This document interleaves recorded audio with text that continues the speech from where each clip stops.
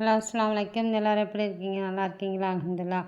இங்கே எல்லோரும் நல்லாயிருக்கோம். இளநீர் ஆக்குறக்காக்கு இளநீரை நல்லா ஃப்ரெஷ்ஷான இளநீர் பறித்தோம். அதை எடுத்து இன்றைக்கி கடல் பாசி காய்ச்சிரும். அதோட எங்கள் வீட்டில் கொய்யாப்பழம் நிறைய காய்ச்சிருக்கு. அது ஒரு கொய்யாவும் எடுத்து சாப்பிட்டுக்கிட்டோம் காலையிலே ஃப்ரெஷ்ஷாக.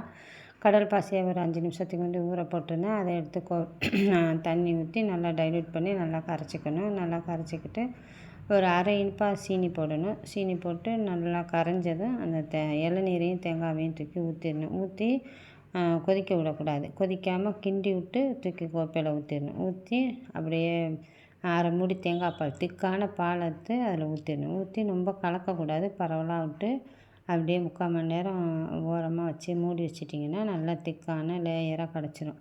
2 லேயராக மேலே தேங்காய் பால், கீழே ஆக்கரக்காவுமா இளநீர் ஆக்கரக்காவுமா இருக்கும். நீங்களும் பார்த்து சாப்பிட்டு பார்த்துட்டு எப்படி இருக்குன்னு சொல்லுங்கள். கமெண்ட்ஸில் சொல்லுங்கள். இன்ஷா அல்லாஹ் மீண்டும் வீடியோ தொடரும். அஸ்ஸலாம்.